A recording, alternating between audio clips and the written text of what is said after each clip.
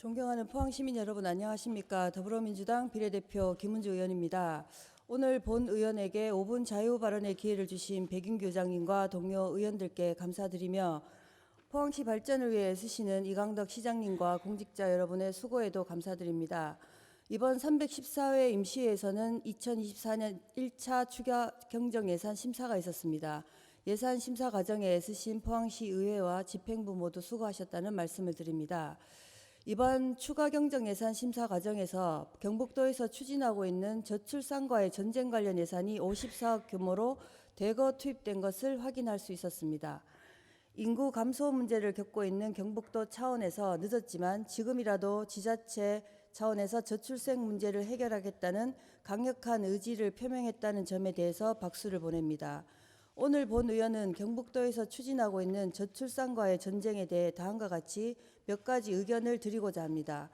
첫째, 경북도에서 강력한 의지를 가지고 추진하고 있는 저출생과의 전쟁에서 전쟁이라는 단어는 저출생 극복 관련 정책에는 적합하지 않은 성인지적 감수성이 부족한 정책 용어인 만큼 경북도에서 철회해 줄 것을 주문합니다.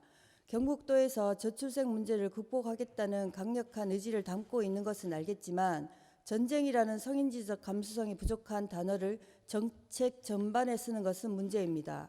아이를 낳아 잘 키우자는 취지가 전쟁이라는 폭력적인 단어와 만나는 것은 맞지 않습니다. 지금이라도 경북도에서는 저출생 극복 정책에 전쟁이라는 정책 용어를 철회해 줄 것을 주문합니다. 둘째, 경북도의 저출생과의 전쟁이 경북도만의 전쟁이 아니라 포항시도 동참해야 한다는 점에서 경북도의 상명하달식 정책이 그대로 예산에 투입되는 것은 문제며 앞으로 경북도에서 관련 예산 수립 과정에서 지자체와의 소통을 통해 정책 및 예산을 수립해 줄 것을 주문합니다.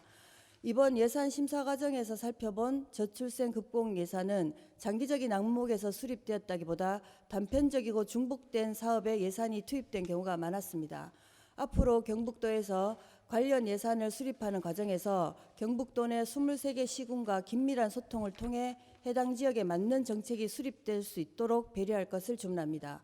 셋째, 포항시에서는 포항형 저출생 극복 정책을 수립할 것을 주문합니다. 단순히 돌봄과 보육만으로는 저출생을 극복할 수 없습니다.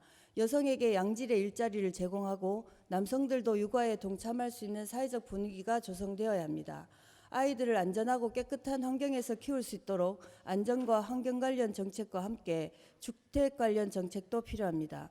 보육비 부담을 낮추기 위한 공공보육시설 확충, 공공산후조리원 설립 등을 통해 돌봄과 의료의 공공성을 강화하는 정책을 수립할 것을 주문합니다. 한편 2024년 제1회 포항시 추가경정 예산안 중에 관련 예산은 총 54억 2,200만 원 규모입니다. 국비 1억 8,800만 원, 도비 24억 6천여만 원, 시비 27억 원이 투입되었습니다. 관련 부서는 총무 새마을과 등 총 14개과의 관련 예산과 정책이 배정되었습니다. 주요 사업을 살펴보면 청년 신혼부부 월세 지원에 5억 원, 어린이집 환경개선비 지원 4억 원 등입니다.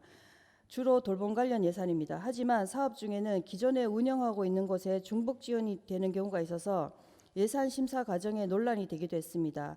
이용하는 아동수가 많지 않은 곳에 교육비, 강사비를 1억 원 이상 추가 투입된다면 그 예산을 다 쓰기 위해서 도대체 어떤 프로그램을 시행해야 하는지 지적이 이어졌습니다.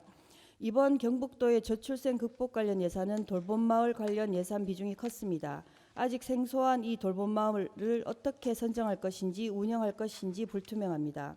경북도에서 명확한 기준 없이 돌봄마을을 선정하거나 운영을 한다면 시행착오와 예산 낭비는 불가피한 상황입니다. 지금 경북도의 저출생과의 전쟁 선포에 지자체마다 성금 모금이 릴레이로 이어지고 있습니다. 여전히 저출생 극복 문제가 돈의 문제에만 국한되어 있습니다.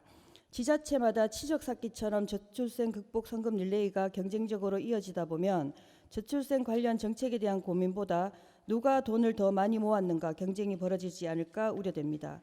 지금 대한민국은 초저출생의 시대입니다. 그동안 정부 차원에서 막대한 예산을 투입해 저출생 문제를 극복하고자 했지만 가시적인 성과를 거두지 못했습니다.